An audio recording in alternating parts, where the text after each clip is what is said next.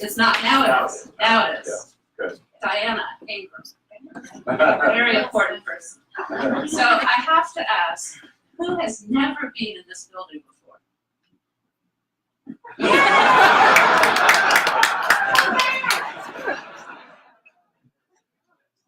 Anyway, so you probably all on our email list, but there's sort of an update cheat sheet for all these fabulous things that are coming up. The only thing I'll mention specifically is the Champs Holiday Shop and Sip. And we have many of our artists that will be here on December 10th. Monday we'll have nibblies and bubbly and fun things and conversations and come back then. Award-winning journalist Bill Press created Talk of the Hill 7 years ago. Wow. And as many of you know, because there are a lot of familiar faces, we've had bishops, and we've had secretaries and representatives and senators and cabinet members and politicos. And tonight it's a real honor to welcome David Brooks, a journalist, a raconteur, an author, a commentator, a Renaissance man, I would say, much like Bill Press. And a resident of Capitol Hill. Take a moment, please, to turn off your mobile phones. And the format is a conversation between David and Bill, and then there will be a Q&A session. And we are, well, it's not filming because we don't do that anymore. But anyway, we're Facebook Living it. So it's critical that when you have a question, you wait for the microphone to come so that you speak into it. Okay, thank you so much for being here. Bye. Oh, yes. And even more importantly, Mr. Brooks has graciously agreed to sign books following the program, and they're just to the right in our Brady Gallery. And so thank you for that. All right, welcome everyone. Good evening. Welcome, David. And good to see all of you tonight. Thank you so much for coming out. This is our final program for 2018, but we will kick off the new year in good spirit on January 22nd with Nina Totenberg from NPR, who might have a few things to say about the new composition of the Supreme Court, with John Roberts as the swing vote now. It should be very interesting. You might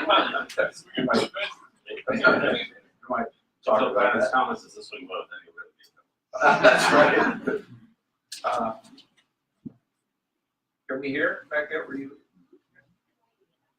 Oh, you're waving at your daughter. I'm sorry. I you're trying to send a signal to me. But it's great to see you tonight, and David, welcome. You know, and now I want to start. I must say, David is certainly a familiar face. We read him twice a week in the New York Times on Tuesdays and Fridays. We see him every Friday on PBS NewsHour with Mark Shields. And he is a Hillite. You might see him in the neighborhood. But I must admit, maybe for some of you and for me, I still find you somewhat of an enigma. And other people do too. You have been called a moderate. You've been called a centrist. You're called a conservative and a moderate conservative. So what the hell are you? I'm a Hillite. All right, that's a good start. Where would you put yourself on the ideological or political spectrum? First, I want to say what a pleasure it is to do this with you. Thank you. I was auditioned to be the co-host of Crossfire for a grand total of 3 or 4 shows. And I never hosted anything, and I hadn't done much TV. And Bill was the co-host, and he was super nice to me and super supportive and picked up whenever I screwed up, and I've never forgotten. It's like so rare somebody is extremely gracious to you in my business. So. Well, thank you, David. You know the competition was Bob Novak.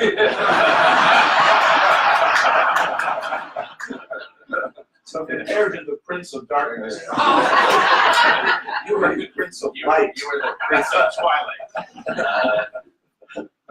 What I am, I grew up in Greenwich Village, New York. The story I tell is my parents were pretty lefty, and my father taught at NYU. And in the 60s, they took me to a be-in where hippies would go just to be. And one of the things they did in Central Park was they set a garbage can on fire and threw their wallets in it to demonstrate how little they cared about money and material things.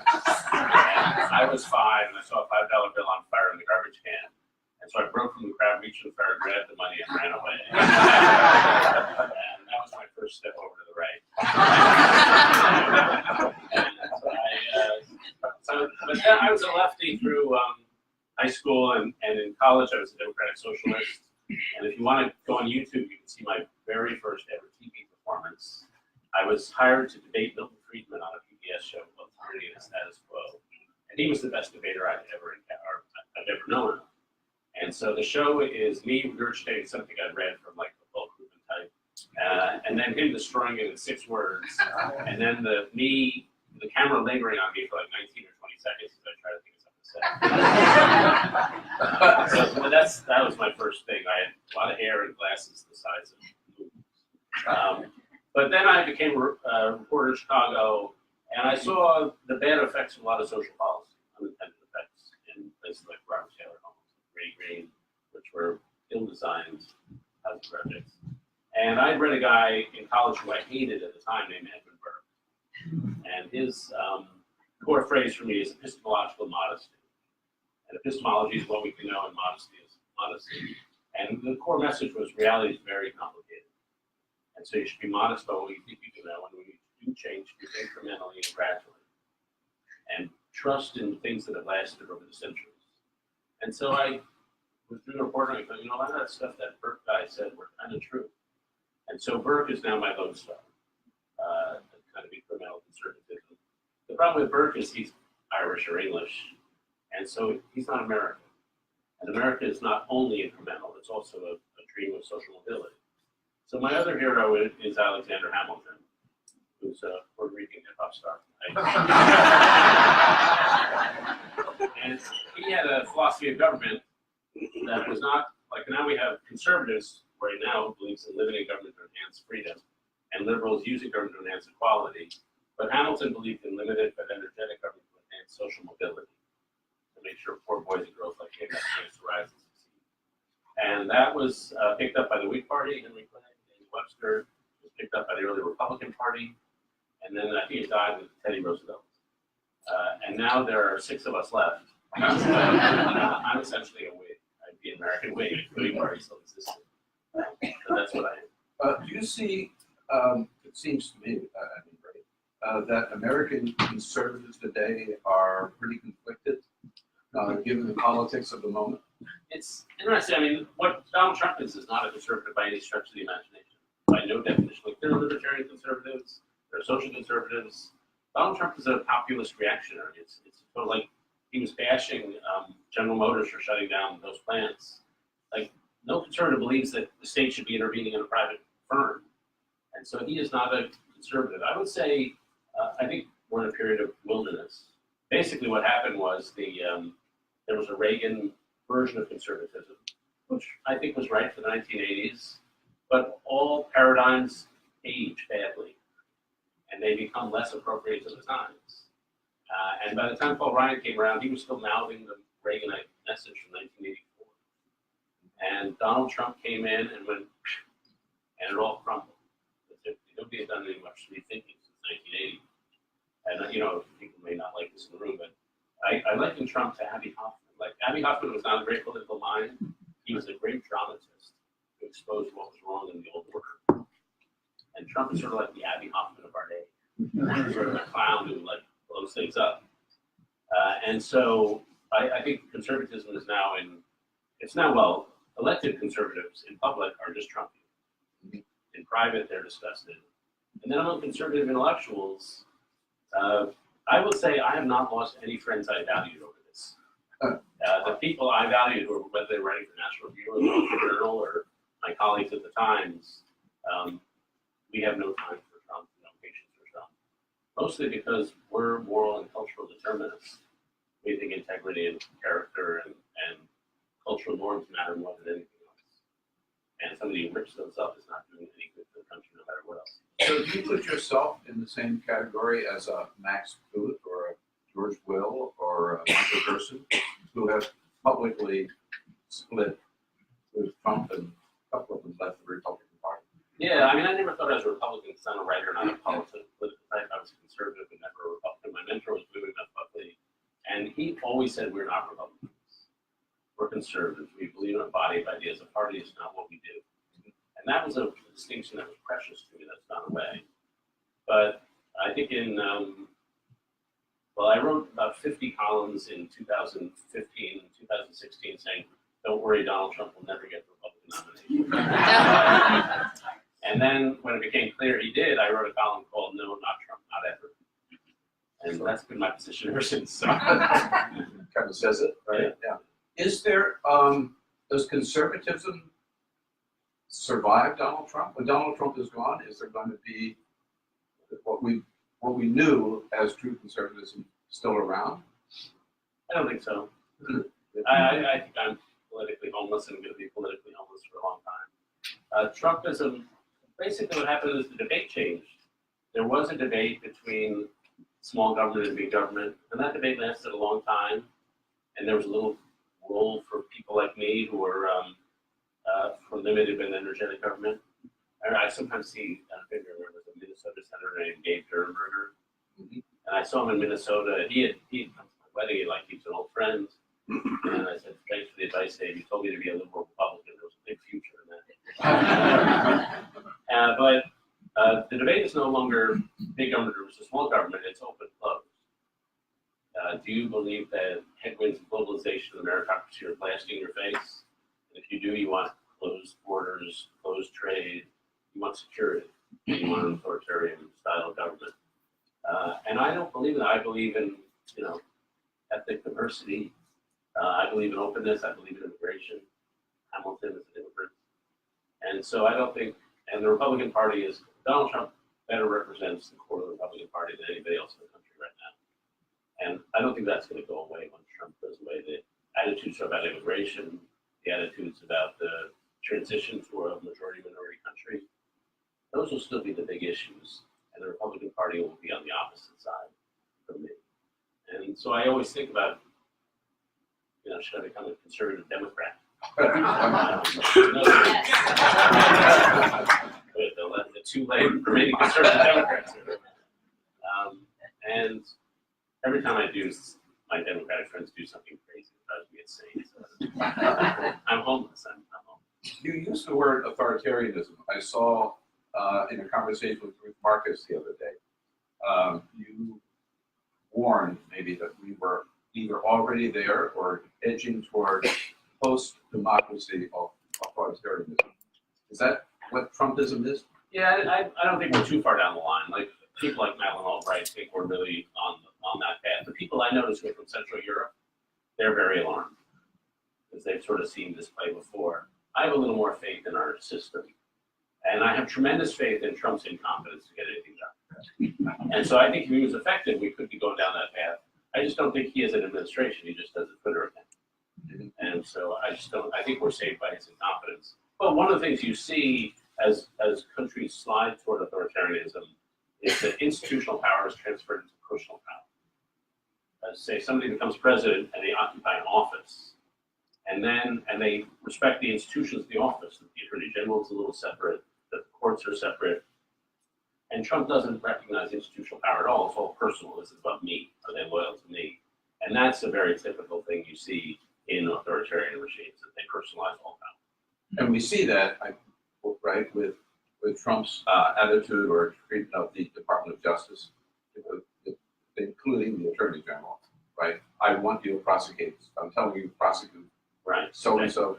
Or even their attitudes toward the private sector. Like most people, they work in business, then they go in the administration, they realize they're now in a public role, and they have to sever ties with their private life.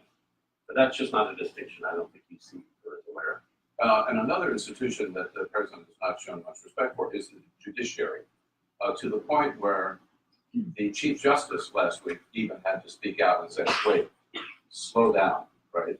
Yeah. The attacks on judges. Have you ever seen anything like that in our history where the Chief Justice would feel he had to reprimand the President of the United States? We've had some controversial, they've gone after each other. FDR wasn't shy about this views of the court. Actually, Ruth and I off the air had a more interesting conversation than on the air.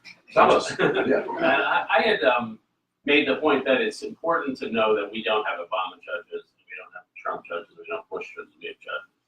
And that respect for the system demands that we believe that. And Ruth said, yeah, I get the idea of that. But when you look at their voting, they vote like Obama judges, they vote like Bush judges. The voting patterns of the justices has become very political. And it's true that the number of cases that are 5-4 that people vote straight on party line has risen and risen.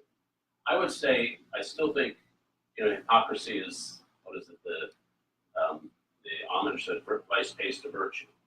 That sometimes we pay homage to an idea even if we don't always live up to it. And I think paying homage to the idea that the judiciary is independent is an important thing to keep, and not just say, okay, the justices are just like Congress. If we start thinking of them as sheer partisan players, I think we've lost something very valuable about their legitimacy. So let's pretend they're independent, even if they tend to be more partisan than I'd like. You have respect for the judiciary. Do you have the same respect today for the Congress of the United States? I like them. Dear old buddy, when I got this job, Novak called me and he told me, interview 3 politicians every day. And that was good advice. I don't do it the way he did it. I remember overhearing him once talking to a source, and he was trying to get the source to say something, and Novak said, there are 2 kinds of people in this world, sources and victims. Which do you want to be? I'm not that confrontational, but I used to get together and hang out with them and grab lunch, and I think they're in general pretty good people.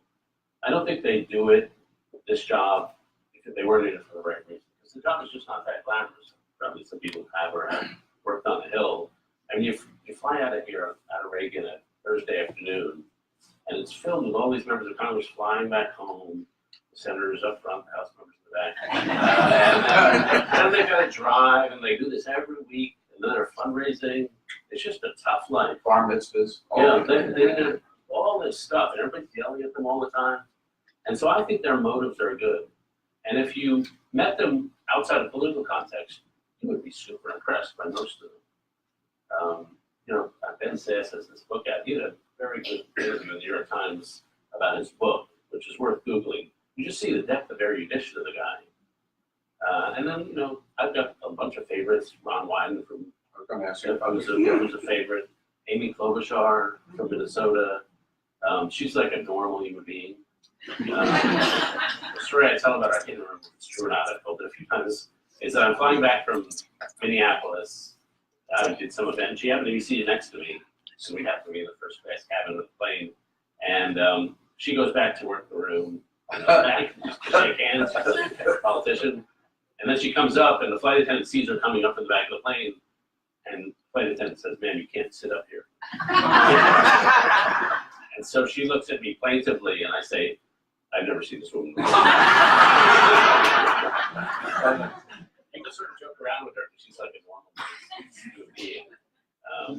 And so a lot of them I really enjoy spending time with and think highly of. They're just stuck in a rotten system. Right. You mentioned, we talked about the judiciary. The other institution that the president doesn't seem to, or he is tangled with and doesn't seem to show much respect for, I guess, the intelligence agency. Most recently, the CIA says that Mohammed bin Salman ordered the killing of Jamal Khashoggi, and the president says, "I don't believe it. He denied it, therefore can't believe it." Vladimir Putin, the intelligence agencies say Russia interfered in the 2016 election. Donald Trump famously in Helsinki said, "He denied it. He's my buddy. He denied it. I believe him. I don't believe the intelligence agency." Yeah, well, the core problem is if we don't play by the rules.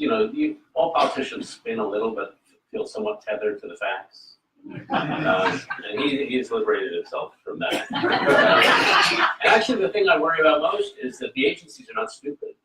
They think very hard about how they're going to brief the president, how they're going to serve the client, how they're going to say good grace to the client.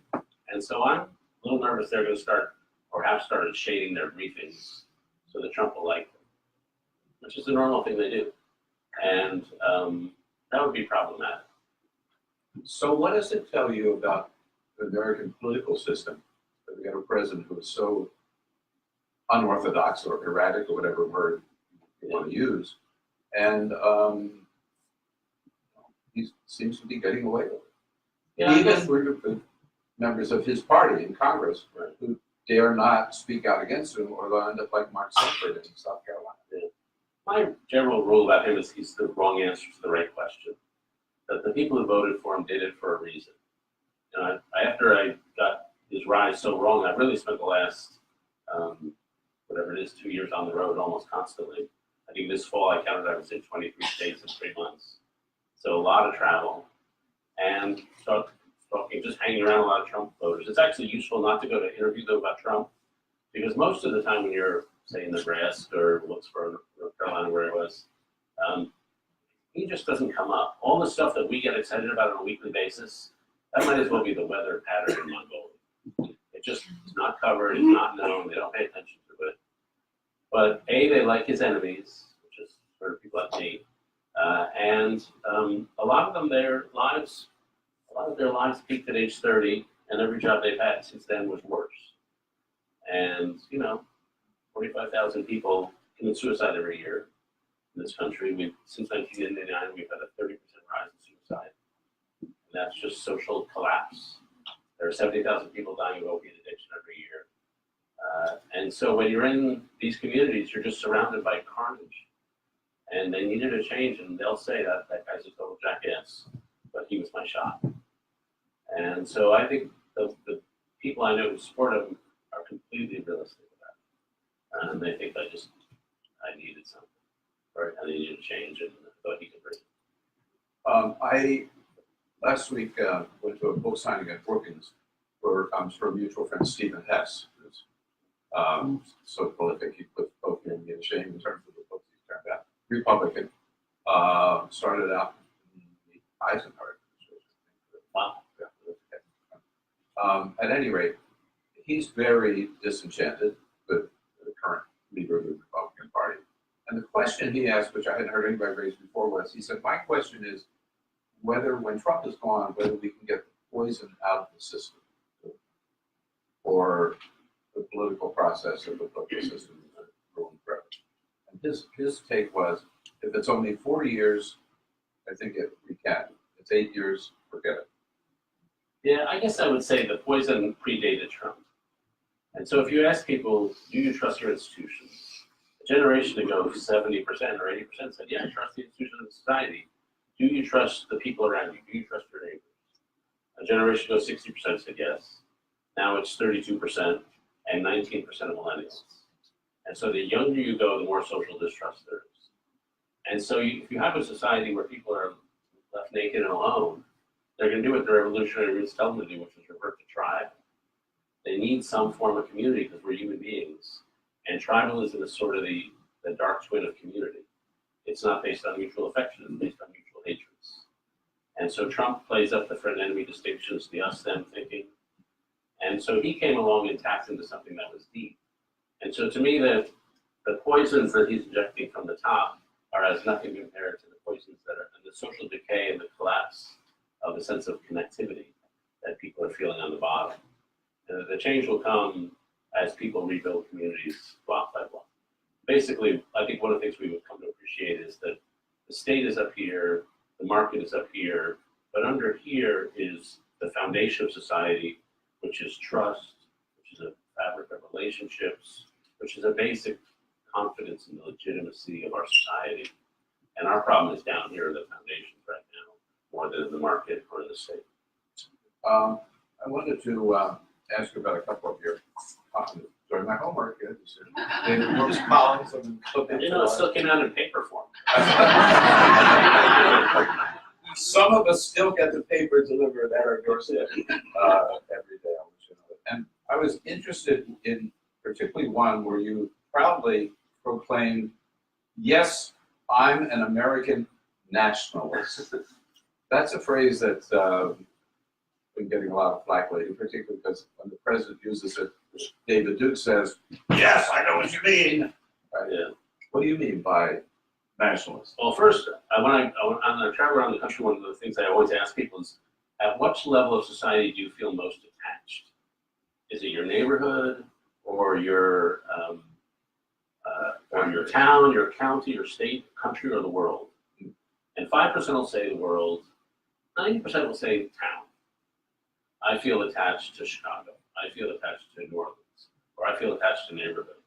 But I'm not. I actually feel most attached to nation, and partly because there's a neighborhood in if you know New York, if you start at 14th Street on the east side in Manhattan and you walk south of half a mile, you will walk by where my great-grandfather opened his kosher butcher shop, where my grandfather had his law firm, where my mother and father both grew up, where I went to elementary school, and where my son is now in college.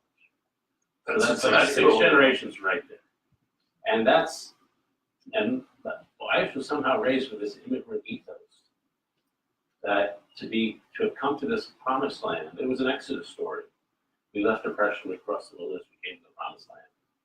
And so that was our dream, to just make it in America.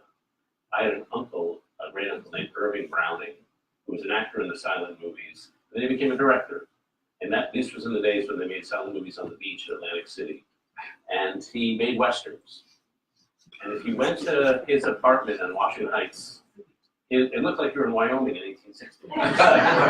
He collected Western memorabilia, powder horns, chaps. There's a big picture of him swinging a lasso.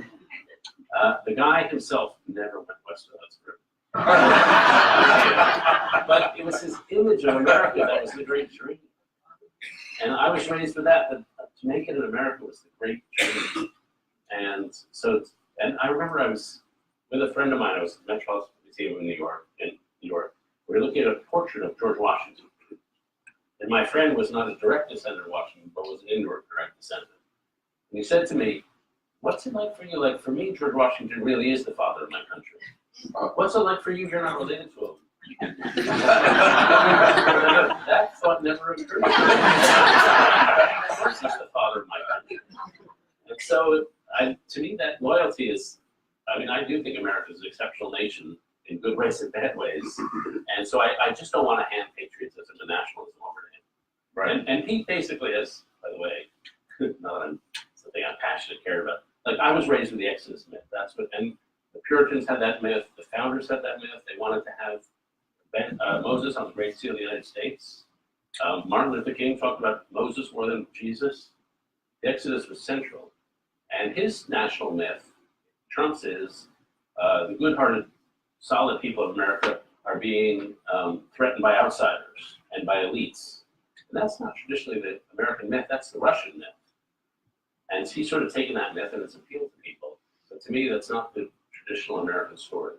I will say, finally, when I tell the Exodus myth to people under 30, that this is the promised land, the land of milk and honey, they look at me like I'm crazy. They say, that's what rich white people say. And that myth has no resonance for them. And so to me, a big challenge to Rebind the Nation is to come up with a new myth where people hear their own story in that. Because right now, a lot of people do not hear their story, the myth I was raised with. Yeah.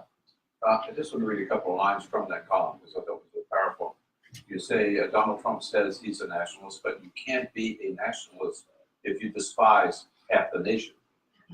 Any more than you can be a good father if you despise half your children. You can't be a nationalist if you despise diversity. America is diversity. If you don't love diversity, you are not an American nationalist. I mean, we are the universal nation. That's the idea of America. And so that's why I say what he does is he takes a European version of nationalism and tries to import it here. But, if I looked at, again, to go back to family history, we probably all have these stories. My grandfather would write me maps of the Lower East Side of Manhattan, of who lived in what building.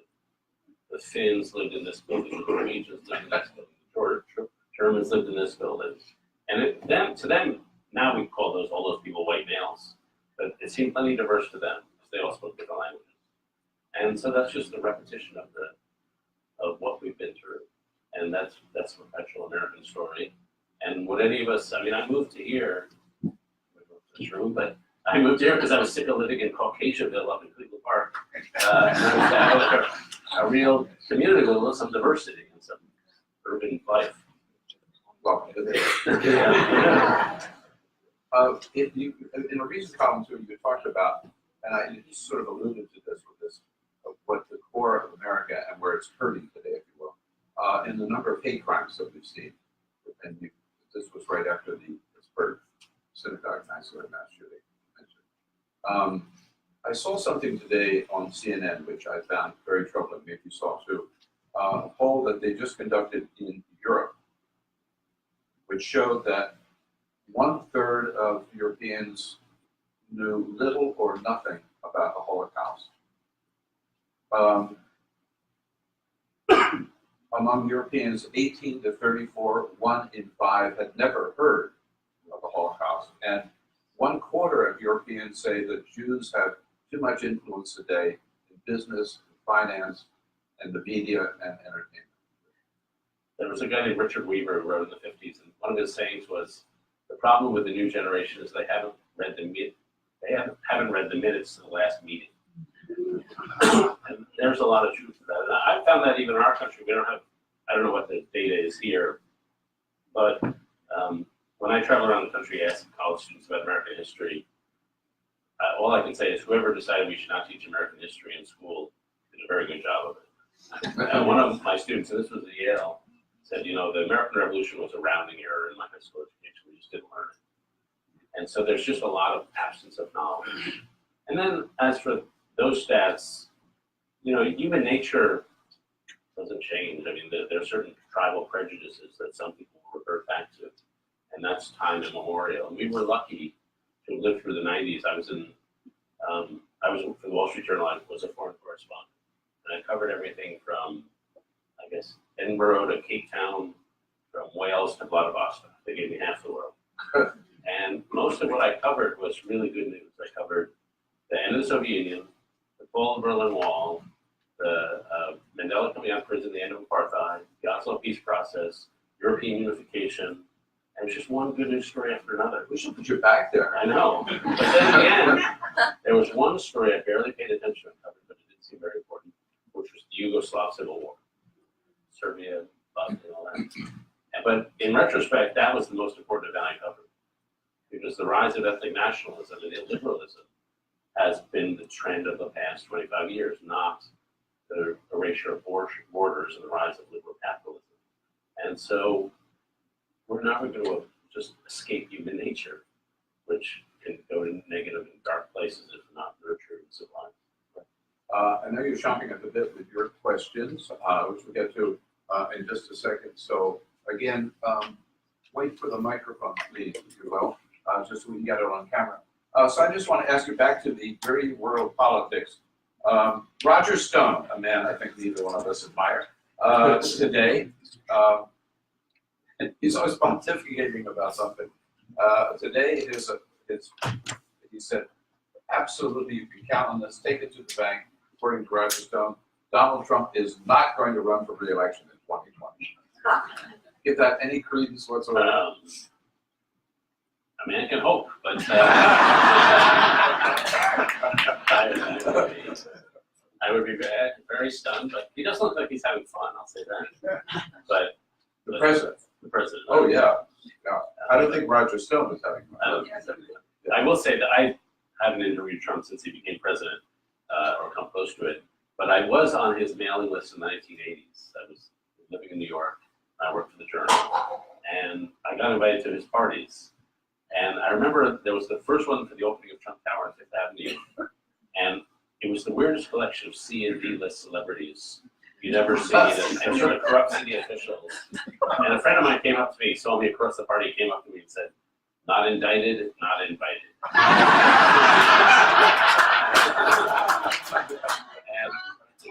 and like having lived with him in the 80s, it was totally distortionary because I had this image of Trump in New York in the 80s. But most of America just said, "Oh, Prentice," and they had a very different vision of who Donald Trump was than what I had from New York in the 80s. You know, I promise that was the last one, but I remember now, you maybe remember it. I've run into you a couple of times at the White House during the Obama years.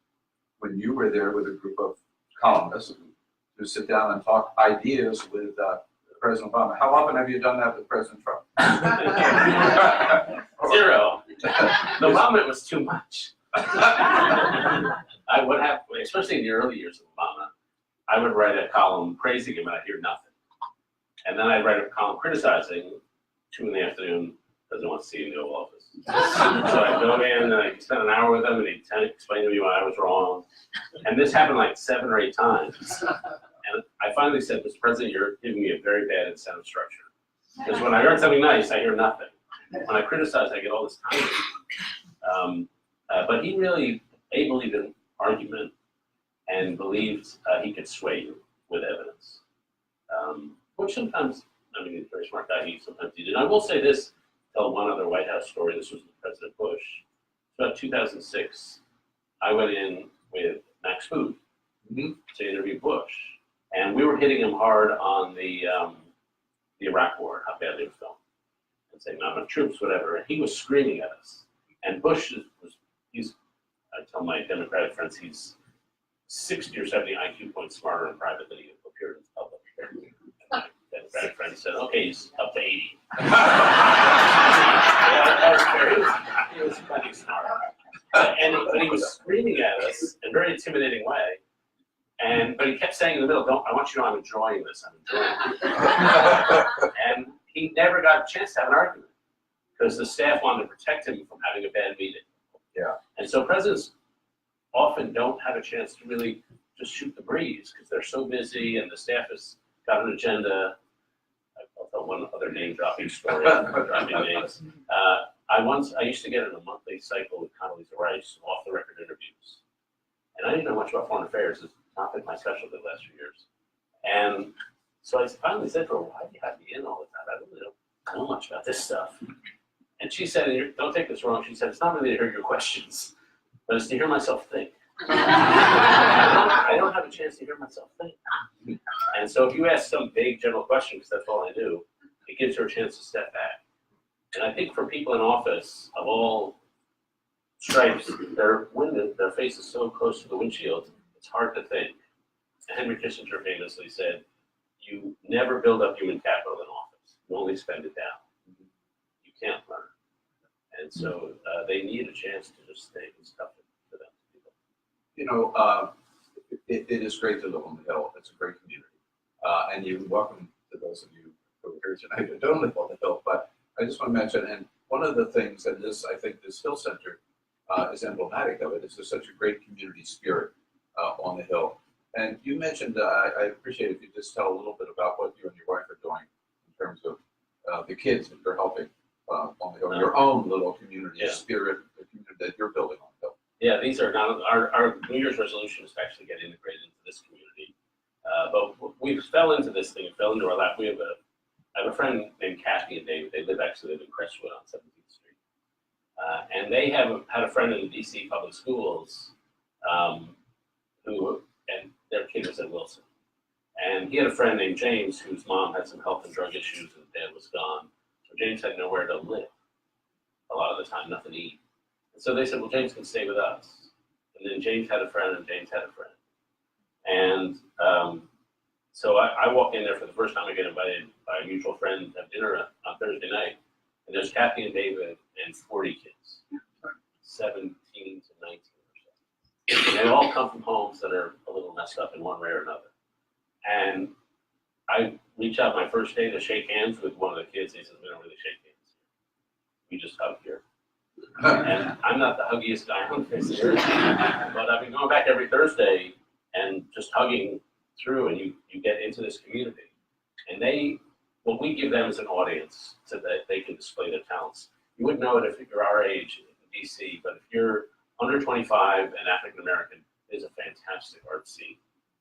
And they all know each other through the art scene, all the clubs that you and I don't know about. And they're part of that arts community. And they show us their art, and their gift to us is complete intolerance of social distance. They just beam at you with love, and they give you all they often say that Washington is the most emotionally avoidant city on the face of the earth. And they give you that emotion. And so it's been just this wonderfully warm community. I took my daughter there And she left the first time, and she said, I've never been in a warmer place in my life. There's a guy who lives here called Bill Milliken, who runs a thing called Communities and Schools. And I brought him, and he's in his 70s, and he's been doing this all his life. And he said, people always ask me, what programs can turn around a life? They said, in 50 years, I've never seen a program turn around a life. I've only seen relationships turn around lives. And so now we have these tight relationships with all these kids that are now living with us. And like 3 weeks ago, one of the kids, a young woman, 17 years old, her kidney stopped working. And so David, one of the two parents, gave his kidney to her. And it's just this incredibly close community. I go there for sustenance. And when I leave, I think, well, all the problems of America that I cover day to day, which are usually about social isolation and root, they're all being solved here. And so to me, the question is, how do we take real community models that are growing up all over the country, and how do we make it have a national effect? Favorite question. That's okay.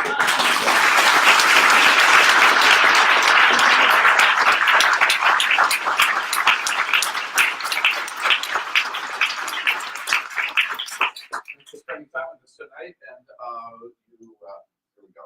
The microphone's standing by. Start up here. I'm just gonna make sure it's on. It is. Mr. Brooks, welcome to Capitol Hill.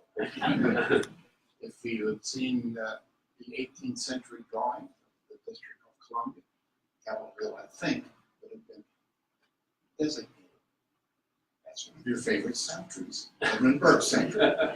You can tell a conservative by what year he wants to go back to. I like Baroque music myself. Put the microphone a little closer. Okay. Thank you. I want to save the planet. I want to make sure people have health care. That is why I'm a conservative. That's why I vote Democratic. So the fact that conservatives are considered to be Republican, I know you wrote a column in June of 2017 separating the two. I have a question for you.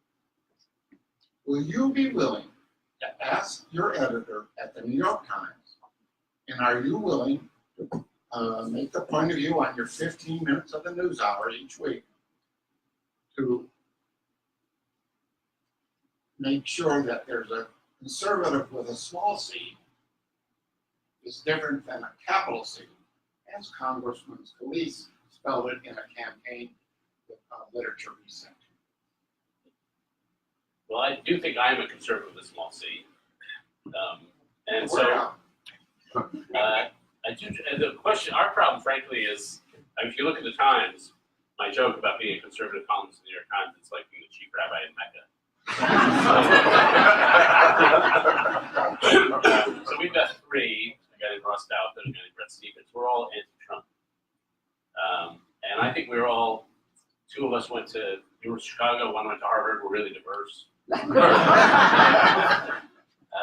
And I think we all love Edmund Burke. And so I do think we represent a very narrow stream of conservatives. The hardest part, frankly, and I do think this is a problem, is getting pro-Trump columns and pro-Trump people that go on TV who are good at their job. Right. And I think we do a disservice. But I do think there are certain ideas people, I wonder, as my kind do. But I do think ideas are true or not true. And I do think the ideas of small c conservatism are foundationally true. So I have to think they'll win out in the end. But I do my best to represent the small c's. Are you suggesting that Rudy Giuliani's not good at his job? It's curiously hard. I mean, people always ask me, the Washington Post, Times, we're all looking to hire somebody. And there's a guy named Yu who's sort of anti-Trump, he's not pro-Trump. It's very hard to get people. Then Roger Stone. Yeah. Some people, you see them on television today who are just not good spokesperson for whatever that philosophy is. Coherent philosophy on that side. Back over here. Yeah. Well, we'll get you next time. Thank you. So, Leader Brooks, you're going to be handed the gavel in January. What would be your agenda as Democratic Speaker of the House? Speaker Brooks.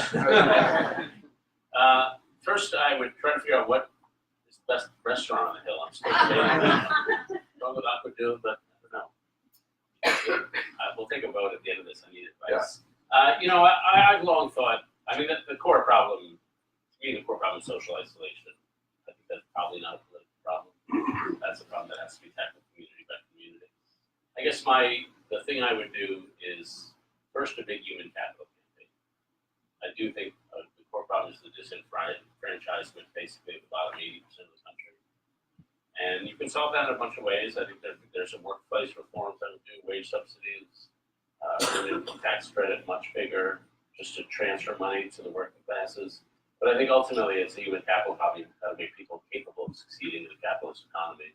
And there's no one answer, but you go up the lifespan. You start with nurse-family partnerships, so young moms have help raising their kids. You have universal daycare.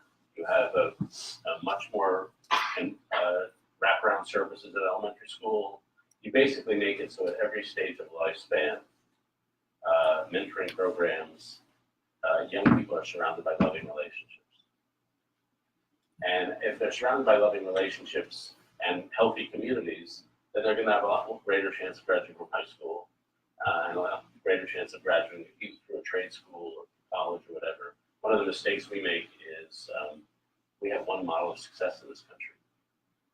You go to a 4-year college, you get a white-collar job. And if you don't fit that model, somehow you don't count. And so no other country in the world, aside from us, has this model of 4-year college.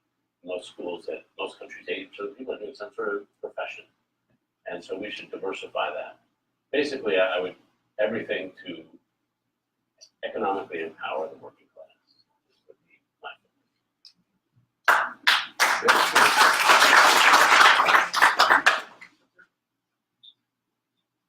Welcome, and it's a pleasure to be here in your company. There's been much to lament since Trump was elected, and not to mention the whole process under which it's elected, which is questionable. But my concern, he has lived up to every expectation I've had of him. But my bigger concern, being a Democrat my entire life, is what has happened to the Republican Party, and where are the Republicans? Why are they not speaking out? The Paul Ryans and the others the Lindsey Grahams, who was the elbow to John McCain. Why are they not taking a position against this thing? Well, there's one calculation they make is that if I do, my political career would be over, and somebody even crazier than me would come in, and nothing would change. Like, say I'm Joe, Republican senator. I get up, I denounce Trump. I get voted out of office. Trump is still Trump. Anybody's got a Trumpier person in that seat. What good does that do? That's their argument. It's an argument. It's not really a good argument. I think history, in the long run, will judge people by how they behave at this moment. And I think you want to be on the right side of history. Now, I do think there is a group of people who are, and I'll put Ben Sasse in this category, have taken some real risks. Like Ben Sasse, senator from Nebraska, one of the things he does has always done is he raises money for good causes during football season, is by selling hot dogs in Nebraska football games. And he just puts on a uniform, sells hot dog, gives it to a charity. And he can't do that anymore because he's been critical of Trump, and the fans are too brutal with him. And so he hasn't been a complete all-out critic of Jeff Flake, but he's sort of wandered in. And so for those people, I would say maybe you can bide your time. And something like, say, you fire Mueller or something. But there will come a time when you really have to put yourself on the line and say, this, I believe in the country more than the Republican Party. And so I've lamented it. Then there's a group of people who say, he's a jerk on the Twitter, but the policies are good, the economy's good, the judges are good. And so those people, you make the argument to them, believe me, my friends and I make this argument constantly. Policies are not as important as character and moral fabric of the country. That norms matter most. Edmund Burke, he said, laws touch us here and there, but manners and morals touch us everywhere. And so that's got to be your priority. But believe me, I've been shocked that there hasn't been more, but it's because because, and then another senator, a Republican senator, he said to me, I go to the rallies, I don't know anybody. This is not the party that's been electing me for the last 10 or 15 years. Oh. It's a new group of people. Yeah. And so they're like at sea, like, who are these people? And he said their loyalty is not to any politician, just to Trump. It's complete personal loyalty. And so how do you deal with that? Right here, and we'll come back to you. Yes. Question, given the continuing polarization of our parties and the continuing frustration and suffering of all the people you've been meeting, what do you think are the prospects for the perennial pipe dream of either a bipartisan, nonpartisan, third party movement coming up in 2020? I've always been a skeptic of it just because it's structurally so hard to do. I'm a little less skeptical than I used to be. In part because if say the Democratic Party go off in an Elizabeth Warren direction, then there really are a lot of suburbanites who will feel very homeless, which I will sort of expect to happen. It's still strong barriers. I think the most likely way to get to a third party is through some sort of electoral reform that's forced by the people. And my favorite model is this thing called ranked choice voting, which they do in Maine San Francisco, and San Francisco. or mayor, right? Yeah. Australia. Yeah, they'll do that. They do that. Basically, there's nothing in the Constitution that says we have one House member for one district. You could have bigger districts with 3 or 5 House members, and you could vote for a bunch. And to me, that would really loosen up the two-party duopoly. Because when you look at the typology of the American electorate, the scholars will break it down to 7 segments or 9 segments. But we've got as our parties refrigerator factory A and Soviet refrigerator factory B. And so we've just got these horrible choices.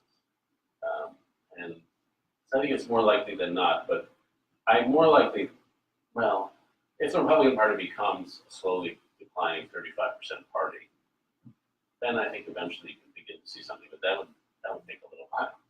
You know, related question, what's your expectation for this new Congress? You know, at this news conference a couple of weeks ago, the president basically threw down the gauntlet. It's either cooperation 100% or confrontation 100%. Is there any chance they'll be looking at 2020 that there'll be some effort on either side to maybe get something done? No, of course not. What do you do? All right. It's my pipe dream. As I say, Woody Allen's line, the lion will lie down on the land, but the lamb won't get much sleep.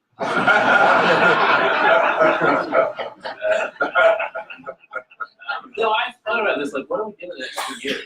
Yeah. And I think and I think what's happened is that a lot of think tanks, a lot of institutions have said, okay, we've got 2 years where nothing's going to get passed. Let's try to create bipartisan agendas for when the weather changes.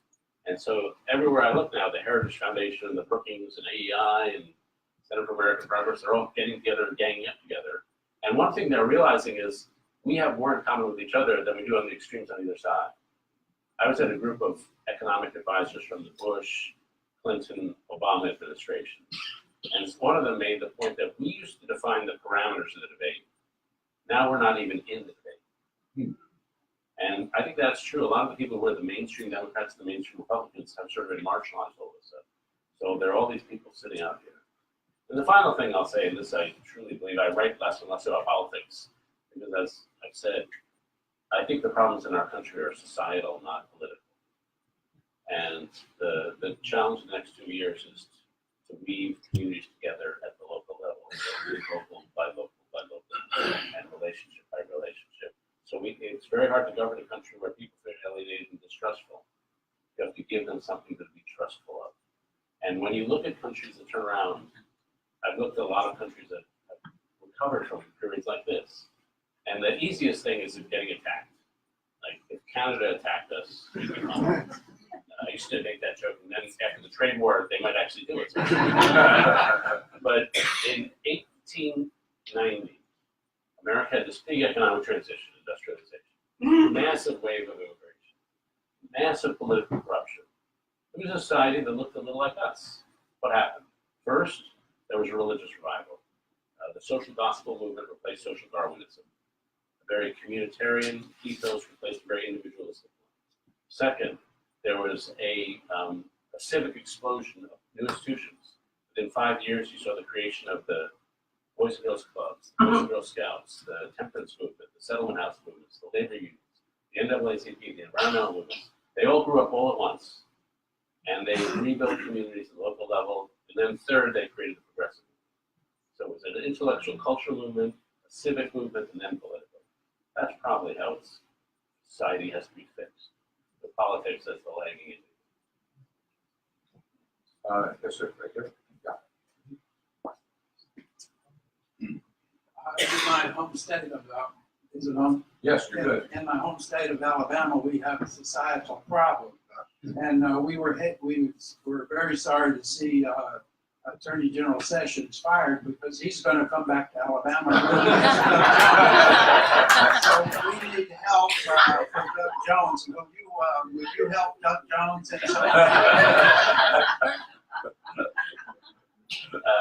I don't get involved in politics in any state with your football team that serves no help from anybody.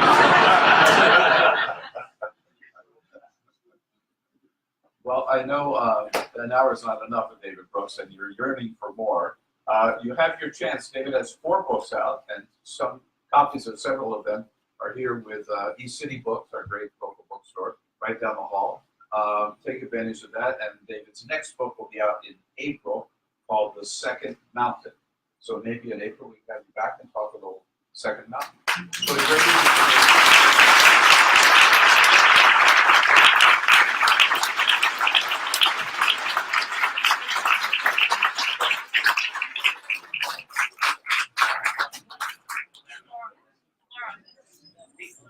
Oh, thank you. Sorry about that. Let's stop it.